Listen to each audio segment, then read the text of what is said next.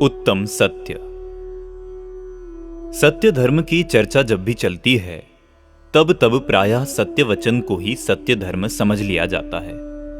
सत्य धर्म के नाम पर सत्य वचन के ही गीत गाए जाने लगते हैं। कहा जाता है कि सत्य बोलना चाहिए, झूठ कभी नहीं बोलना चाहिए, झूठे का कोई विश्वास नहीं करता। दुकानदारी में भी जिसकी एक बार सत्यता की धाक जम गई सो जम गई, फिर चाहे दुगने पैसे भी क्यों ना ले, कोई नहीं पूछता। जरा विचार तो करो कि यह सत्य वचन बोलने का उपदेश है या सत्य की ओट में लूटने का। मेरे कहने का प्रयोजन यह है कि हम सत्य वचन का भी सही प्रयोजन नहीं समझते हैं तो फिर सत्य धर्म की बात तो बहुत दूर है। सामान्य जन तो सत्य वचन को सत्य धर्म समझते ही हैं, किंतु आश्चर्य तो तब होता है कि जब सत्य धर्म पर वर्षों से व्याख्यान करने वाले विद्वज्जन भी सत्य वचन से आगे नहीं बढ़ते हैं। यद्यपि सत्य वचन को भी जिनागम में व्यवहार से सत्य धर्म कह दिया गया है और उस पर विस्तृत प्रकाश भी डाला है, उसका भी अपना महत्व है, उपयोगिता है। तथापि जब गहराई में जाकर निश्चय से विचार करते हैं तो सत्य वचन और सत्य धर्म में महान अंतर दिखाई देता है। सत्य धर्म और सत्य वचन बिल्कुल भिन्न भिन्न दो चीजें प्रतीत होती हैं। ध्यान रहे, यहां पर जिनागम में वर्णित उत्तम क्षमा, उत्तम मार्दव, उत्तम आर्जव, उत्तम शौच, उत्तम सत्य आदि 10 धर्मों में जो उत्तम सत्य धर्म कहा गया है उसकी चर्चा अपेक्षित है। यहां सत्य धर्म का समस्त विश्लेषण उक्त प्रसंग में ही किया जा रहा है। गांधी जी ने भी सत्य को वचन की सीमा से ऊपर स्वीकार किया है। वे सत्य को ईश्वर के रूप में देखते हैं। जहां सत्य की खोज, सत्य की उपासना की बात चलती है, वहां निश्चित रूप से सत्य वचन की खोज अपेक्षित नहीं होती, वरन कोई ऐसा महत्वपूर्ण अव्यक्त सत्य अपेक्षित होता है जो उपास्य हो, आश्रय के योग्य हो। दार्शनिकों और आध्यात्मिकों का उपास्य आश्रयदाता सत्य मात्र वचन रूप नहीं हो सकता, जिसके आश्रय से धर्म प्रकट हो, जो अनंत सुख शांति का आश्रय बन सके। ऐसा सत्य कोई महान चेतन तत्व ही हो सकता है। उसे वाग विलास तक सीमित नहीं किया जा सकता। उसे वचनों तक सीमित करना स्वयं ही सबसे बड़ा असत्य है। आचार्यों ने वाणी की सत्यता और वाणी के संयम पर भी विचार किया है, पर उसे सत्य धर्म से अलग ही रखा है। वाणी की सत्यता और वाणी के संयम को जीवन में उतारने के लिए उन्होंने उसे 4 स्थानों पर बांधा है: सत्यानुव्रत, सत्य महाव्रत, भाषा समिति और वचन गुप्ती। मुख्य रूप से स्थूल झूठ नहीं बोलना सत्यानुव्रत है। सूक्ष्म भी झूठ नहीं बोलना, सदा सत्य ही बोलना सत्य महाव्रत है। सत्य भी कठोर, अप्रिय, असीमित ना बोलकर हितमित एवं प्रिय वचन बोलना भाषा समिति है और बोलना ही नहीं वचन गुप्ती है। इस प्रकार हम देखते हैं कि जिनागम में वचन को सत्य एवं संयमित रखने के लिए उसे 4 स्थानों पर प्रतिबंधित किया है। तात्पर्य यह है कि यदि बिना बोले चल जावे तो बोलो ही मत, न चले तो हितमित प्रिय वचन बोलो, और वह भी पूर्णतः सत्य। यदि सूक्ष्म असत्य से ना बच सको तो स्थूल असत्य तो कभी ना बोलो। यहां वचन को अस्ति और नास्ति अर्थात पॉजिटिव और नेगेटिव दोनों ओर से पकड़ लिया है। सत्यानुव्रत, सत्य महाव्रत और भाषा समिति में क्या बोलें और कैसे बोलें के रूप में अस्ति को तथा वचन गुप्ती में बोले ही नहीं अर्थात मौन के रूप में नास्ति को ले लिया है। इस तरह यहां बोलना और नहीं बोलना वाणी के दोनों ही पहलुओं को ले लिया गया है। वाणी को इतना संयमित कर देने के बाद अब क्या शेष रह जाता है कि जिस कारण सत्य धर्म को भी आप भाषा की सीमा में बांधना चाहते हैं। सत्य धर्म को वचन तक सीमित कर देने से एक बड़ा नुकसान यह हुआ कि उसकी खोज ही खो गई। जिसकी खोज जारी हो उसका मिलना संभव है, पर जिसकी खोज ही खो गई हो वह कैसे मिले। जब तक सत्य को समझते नहीं, खोज चालू रहती है, किंतु जब किसी गलत चीज को सत्य मान लिया जाता है तो उसकी खोज भी बंद कर दी जाती है। जब खोज ही बंद कर दी जावे तो फिर मिलने का प्रश्न ही कहां रह जाता है। हत्यारे की खोज तभी तक होती है जब तक कि हत्या के आरोप में किसी को पकड़ा नहीं जाता। जिसने हत्या नहीं की हो, यदि उसे हत्या के अपराध में पकड़ लिया जाए, सजा दे दी जाए, तो असली हत्यारा कभी नहीं पकड़ा जाएगा, क्योंकि अब तो फाइल ही बंद हो गई। अब तो जगत की दृष्टि में हत्यारा मिल ही गया, उसे सजा भी मिल गई। अब खोज का क्या काम। जब खोज बंद हो गई तो असली हत्यारे का मिलना भी असंभव है। इसी प्रकार जब सत्य वचन को सत्य धर्म मान लिया गया तो फिर असली सत्य धर्म की खोज का प्रश्न ही कहां रहा। सत्य वचन को सत्य धर्म मान लेने से सबसे बड़ी हानि यह हुई कि सत्य धर्म की खोज खो गई। सत्य धर्म क्या है, यह नहीं जानने वाले जिज्ञासु कभी ना कभी सत्य धर्म को पा लेंगे, क्योंकि उनकी खोज चालू है। पर सत्य वचन को ही सत्य धर्म मानकर बैठ जाने वालों को सत्य पाना संभव नहीं। अणुव्रत गृहस्थों के होते हैं, मुनियों के नहीं। महाव्रत मुनियों के होते हैं, गृहस्थों के नहीं। इसी प्रकार भाषा समिति और वचन गुप्ती मुनियों के होती है, गृहस्थों के नहीं। अणुव्रत, महाव्रत, गुप्ती और समिति गृहस्थों और मुनियों के होते हैं, सिद्धों के नहीं, अविरत सम्यक दृष्टियों के भी नहीं। जबकि उत्तम समाधि दश धर्म अपनी अपनी भूमिकानुसार अविरत सम्यक दृष्टियों से लेकर सिद्धों तक पाए जाते हैं। वाणी पुद्गल की पर्याय है और सत्य है आत्मा का धर्म। आत्मा का धर्म आत्मा में रहता है, शरीर और वाणी में नहीं। जो आत्मा के धर्म हैं उनका संपूर्ण धर्मों के धनी सिद्धों में होना अनिवार्य है। उत्तम समाधि दश धर्म, जिनमें सत्य धर्म भी शामिल है, सिद्धों में विद्यमान है, पर उनके सत्य वचन नहीं है। अतः सिद्ध होता है कि निश्चय से सत्य वचन सत्य धर्म नहीं है। यहां एक प्रश्न संभव है कि क्या अणुव्रत महाव्रत धर्म नहीं, क्या समिति गुप्ती भी धर्म नहीं? अणुव्रत और महाव्रतों को आचार्य उमा स्वामी ने तत्वार्थ सूत्र में आश्रवाधिकार में लिया है। यद्यपि उन्हें कहीं कहीं उपचार से धर्म कहा है, पर जो आश्रव हों, बंध के कारण हों, उन्हें निश्चय से धर्म संज्ञा कैसे हो सकती है? गुप्ती समिति भी उत्तम सत्य धर्म नहीं है। तात्पर्य यह है कि जिस उत्तम सत्य धर्म की चर्चा यहां चल रही है, गुप्ती समिति वह धर्म नहीं है। ध्यान देने योग्य बात यह है कि गुप्ती समिति आदि के अतिरिक्त पृथक रूप में दश धर्मों की चर्चा आचार्यों ने की है। यदि सभी को धर्म ही कहना है तो इनको अलग से धर्म कहने का क्या प्रयोजन? जिस अपेक्षा से इन्हें पृथक से धर्म कहा है, उसी अपेक्षा से मैं कहना चाहूंगा कि वे सब इन दश धर्मों में से कोई धर्म नहीं है, अथवा जिनकी चर्चा चल रही है वह सत्य धर्म वे नहीं हैं। अधिक स्पष्ट कहूं तो निश्चय से वचन का सत्य धर्म से कोई वास्ता नहीं है, क्योंकि अणुवृत्तियों और महावृत्तियों का सत्य बोलना सत्यानुव्रत और सत्य महाव्रत में जाएगा। हितमित प्रिय बोलना भाषा समिति में तथा नहीं बोलना वचन गुप्ती में समाहित हो जाएगा।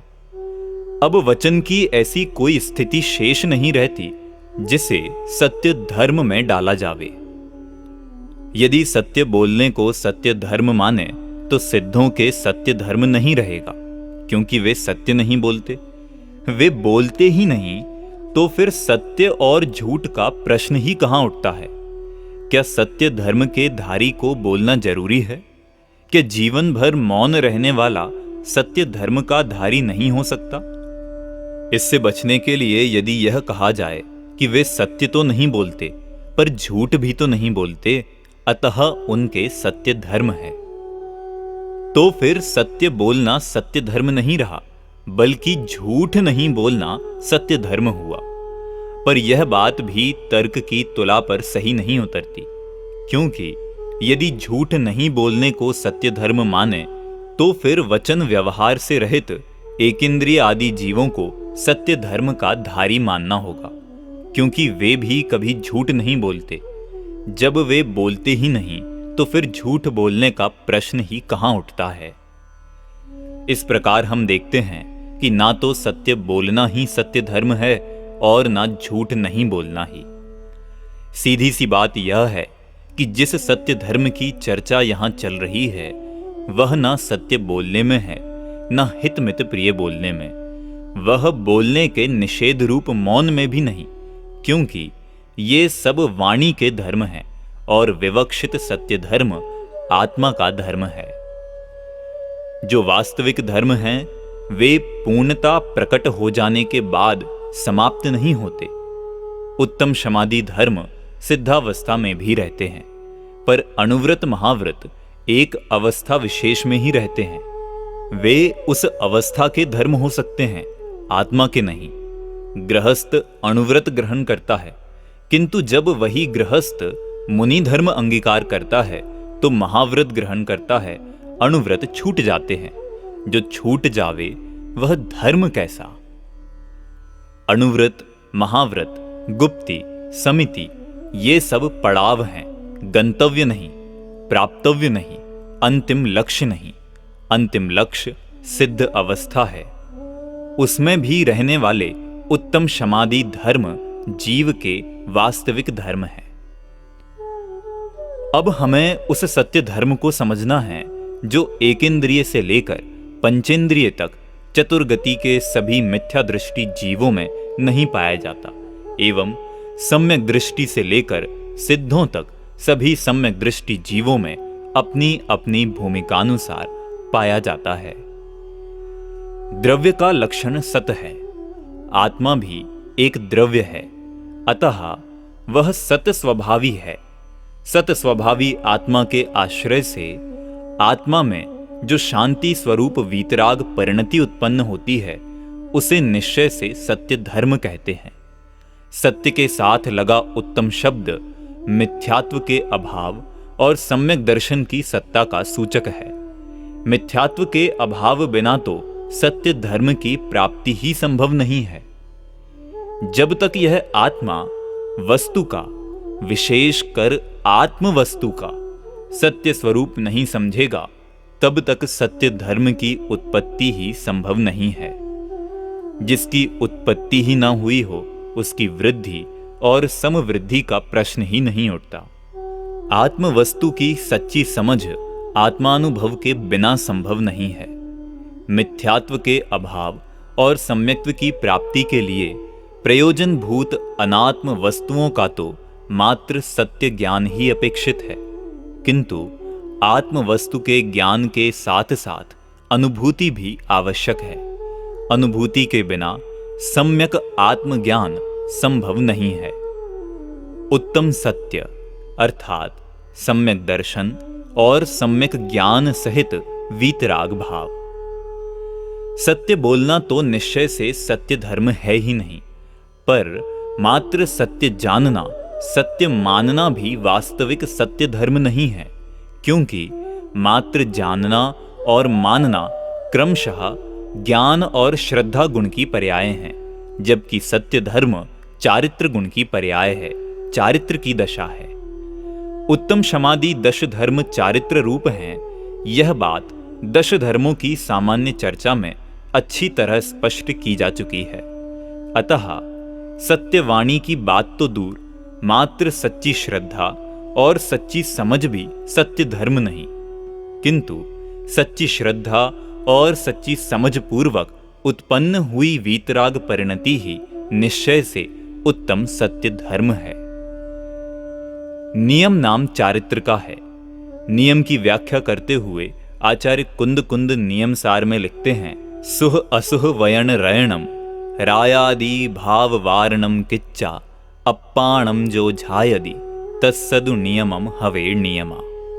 शुभाशुभ वचन रचना का और रागादि भावों का निवारण करके जो आत्मा को ध्याता है उसे नियम से अर्थात निश्चित रूप से नियम होता है। यहां भी चारित्र रूप धर्म को वाणी अर्थात शुभाशुभ वचन रचना और रागादि भावों के अभाव रूप कहा है। सत्य धर्म भी चारित्र का एक भेद है, अतः वह भी वाणी और रागादि भावों के अभाव रूप होना चाहिए। सत अर्थात जिसकी सत्ता है, जिस पदार्थ की जिस रूप में सत्ता है उसे वैसा ही जानना सत्य ज्ञान है, वैसा ही मानना सत्य श्रद्धान है, वैसा ही बोलना सत्य वचन है और आत्म स्वरूप के सत्य ज्ञान श्रद्धान पूर्वक वीतराग भाव की उत्पत्ति होना सत्य धर्म है। असत की सत्ता तो सापेक्ष है, जीव का अजीव में अभाव, अजीव का जीव में अभाव अर्थात जीव की अपेक्षा अजीव असत और अजीव की अपेक्षा जीव असत है, क्योंकि प्रत्येक पदार्थ स्वचतुष्टय की अपेक्षा सत और पर चतुष्टय की अपेक्षा असत है। वस्तुतः लोक में जो कुछ भी है वह सब सत है, असत कुछ भी नहीं है, किंतु लोगों का कहना है कि हमें जगत में असत्य का ही साम्राज्य दिखाई देता है, सत्य कहीं नजर ही नहीं आता। पर भाई, यह तेरी दृष्टि की खराबी है, वस्तु स्वरूप की नहीं। सत्य कहते ही उसे हैं जिसकी लोक में सत्ता हो। जरा विचार करें कि सत्य क्या है और असत्य क्या है। यह घट है, इसमें 3 प्रकार की सत्ता है। घट नामक पदार्थ की सत्ता है, घट को जानने वाले ज्ञान की सत्ता है और घट शब्द की भी सत्ता है।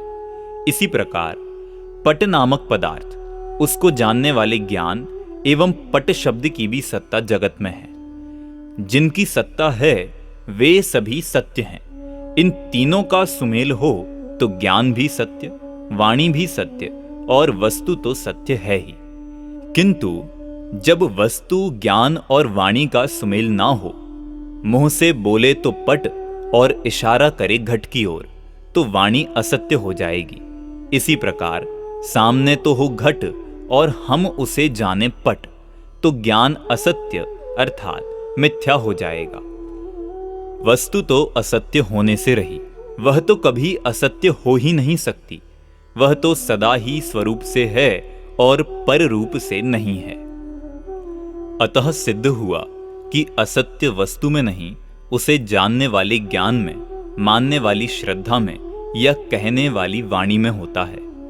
अतः मैं तो कहता हूं कि अज्ञानियों के ज्ञान, श्रद्धान और वाणी के अतिरिक्त लोक में असत्य की सत्ता ही नहीं है, सर्वत्र सत्य का ही साम्राज्य है। वस्तुतः जगत पीला नहीं है, किंतु हमें पीलिया हो गया है, अतः जगत पीला दिखाई देता है। इसी प्रकार जगत में तो असत्य की सत्ता ही नहीं है, पर असत्य हमारी दृष्टि में ऐसा समा गया है कि वह जगत में दिखाई देता है। सुधार भी जगत का नहीं, अपनी दृष्टि का, अपने ज्ञान का करना है। सत्य का उत्पादन नहीं करना है, सत्य तो है ही, जो जैसा है वही सत्य है। उसे सही जानना है, मानना है।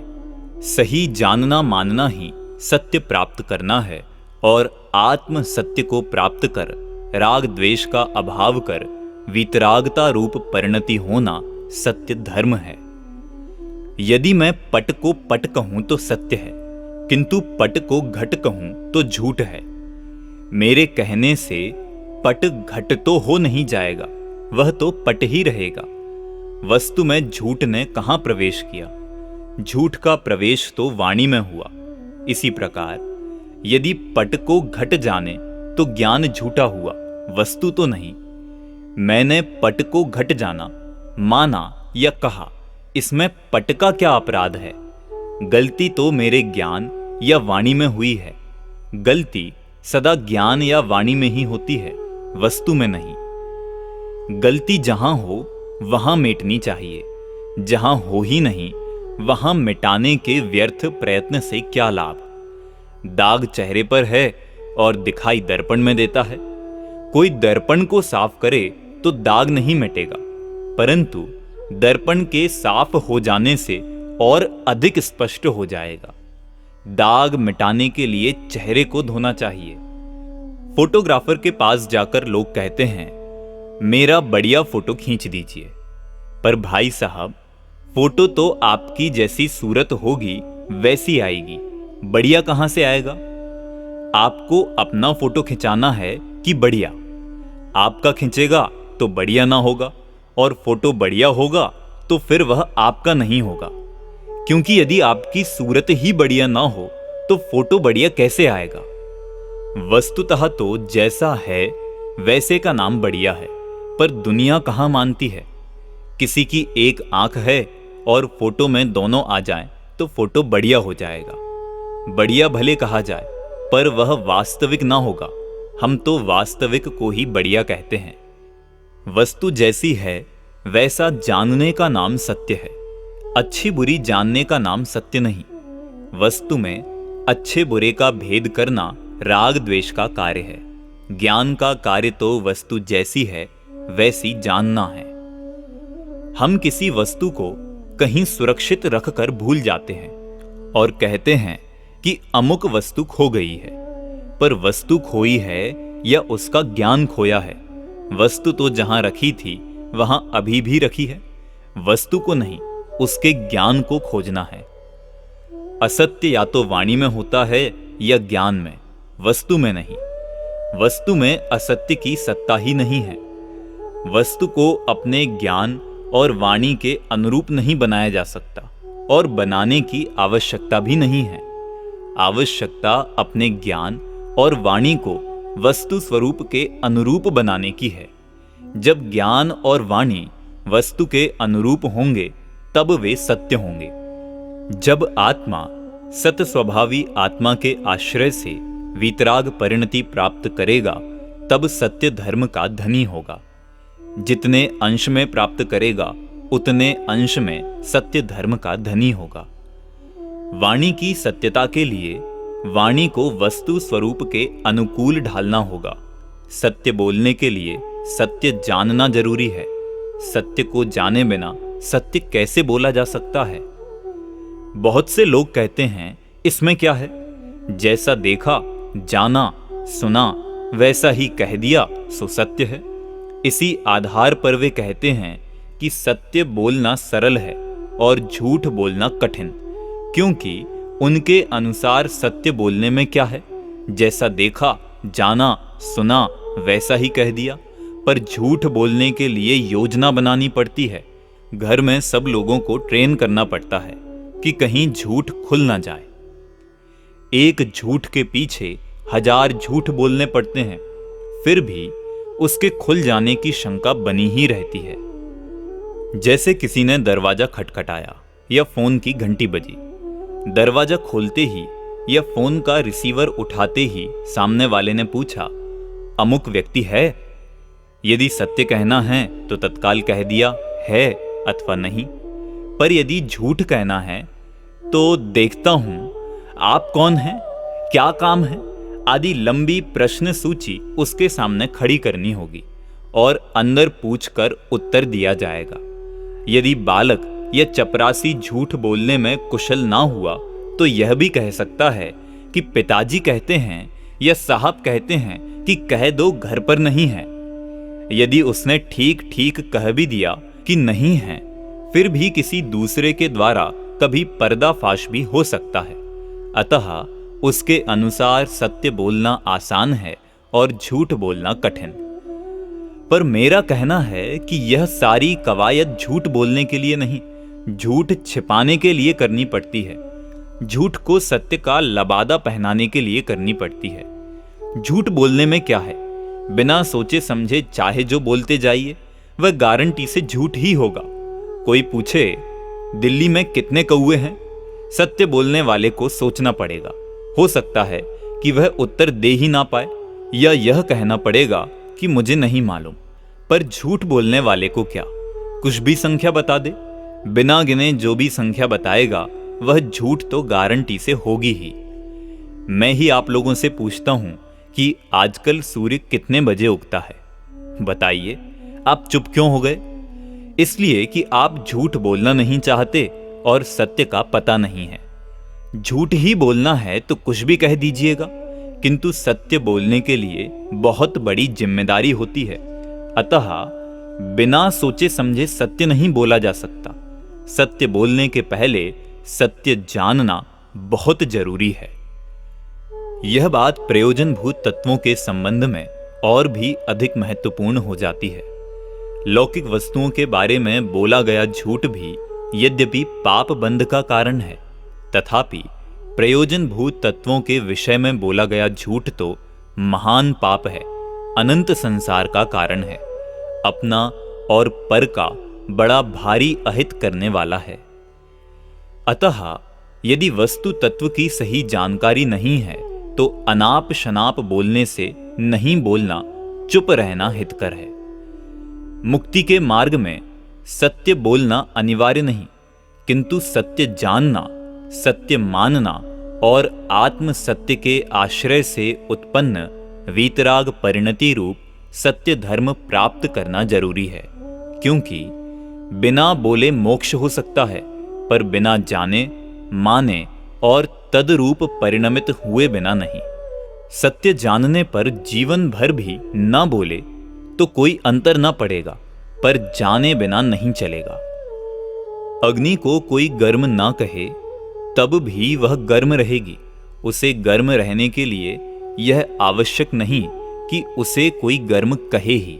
इसी प्रकार उसे कोई गर्म ना जाने तब भी वह गर्म रहेगी।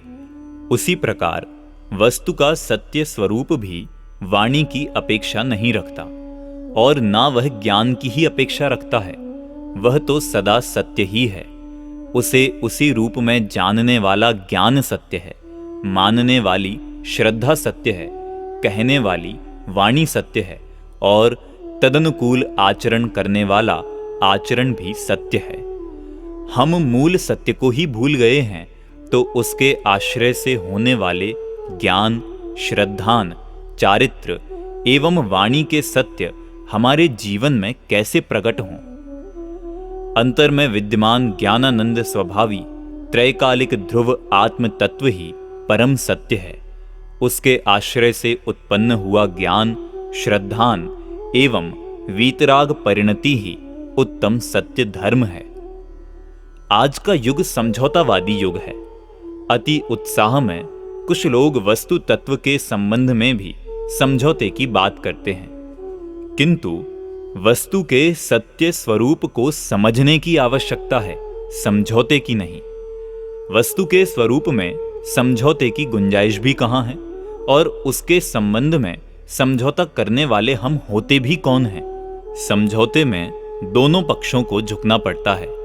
समझौते का आधार सत्य नहीं, शक्ति होती है। समझौते में सत्यवादी की बात नहीं, शक्तिशाली की बात मानी जाती है। अग्नि कैसी है, ठंडी या गर्म? यह बात जानने की तो हो सकती है, पर इसमें समझौते की क्या बात है? यदि कोई कहे कि अग्नि ठंडी है और कोई कहे गर्म है, तो इसमें क्या समझौता हो सकता है? 50% ठंडी और 50% गर्म मानी जाए क्या? यदि ना माने तो समझौता नहीं होगा, मान लें तो सत्य नहीं रहता। वस्तु के सत्य स्वरूप को आपका समझौता स्वीकार भी कहाँ है? यदि आपने सर्वसम्मति से भी अग्नि को ठंडा मान लिया तो क्या अग्नि ठंडी हो जाएगी? नहीं, कदापि नहीं। अग्नि तो जैसी है वैसी ही रहेगी। अग्नि कैसी है, इसके बारे में पंचायत बैठाने के बजाय छूकर देखना सही रास्ता है। उसी प्रकार सत्य वस्तु तत्व के बारे में पंचायत बैठाने के बजाय आत्मानुभव करना सही मार्ग है। वस्तु के स्वरूप की सत्य समझ का नाम धर्म है। सत्य को समझौते की नहीं, समझने की आवश्यकता है। सत्य और शांति समझ से मिलती है, समझौते से नहीं। इस चमत्कार प्रिय जगत में सत्य की आवश्यकता भी किसे है? उसे प्राप्त करने की एकमात्र तमन्ना किसे है? तड़प किसे है? उसकी कीमत भी कौन करता है? यहां तो चमत्कार को नमस्कार है। एक साधारण सा जादूगर चौराहे पर खड़ा होकर लोगों से झूठा आम बताकर सैकड़ों रुपए बटोर लेता है, जबकि एक कृषक को सच्चे आम के 50 पैसे प्राप्त करना कठिन होता है। वास्तविक आम खरीदते समय लोग 1000 मीन मेख निकालते हैं। जादूगर तो मात्र आम दिखाता है, देता नहीं, पर कृषक देता भी है। जादूगर के पास आम है ही नहीं, वह दे भी कहां से? वह तो धोखा देता है, हाथ की सफाई बताता है, हमारी नजर बंद करता है। पर इस जगत में धोखा देने वाला आदर पाता है, धन पाता है। हमें उसकी महिमा आती है जो हमारी नजर बंद करता है, उसकी नहीं जो खोलता है। लोग कहते हैं क्या गजब किया, आम था ही नहीं और दिखा दिया, है ना कमाल? पर मैं कहता हूं कमाल है या धोखा। ज्ञानी तो उसे कहते हैं जो है उसे दिखाए, जो नहीं है उसे बताने वाला तो धोखेबाज ही हो सकता है। पर लोग सत्य के प्रति उत्साहित नहीं होते, महिमावंत नहीं होते, धोखे से प्रभावित होते हैं। कहते हैं सत्य में क्या है, वह तो है ही, उसे दिखाने में क्या रखा है। कमाल तो जो नहीं है उसे दिखा देने में है। असत्य के प्रति बहुमान वालों को सत्य प्राप्त होना कठिन ही नहीं, असंभव है। सत्य की रुचि, महिमा, लगन वालों को ही प्राप्त होता है। आत्म सत्य की तीव्र रुचि जागृत हो, उसकी महिमा आवे, उसे प्राप्त करने की तीव्रतम लगन लगे, उसे प्राप्त करने का अंतरोन्मुखी पुरुषार्थ जगे और सत्य की प्राप्ति ना हो, यह संभव नहीं है। सत्य के खोजी को सत्य प्राप्त होता ही है। आत्म वस्तु के त्रैकालिक सत्य स्वरूप के आश्रय से उत्पन्न होने वाला वीतराग परिणति रूप उत्तम सत्य धर्म जन जन में प्रकट हो, ऐसी पवित्र भावना के साथ विराम लेता हूं।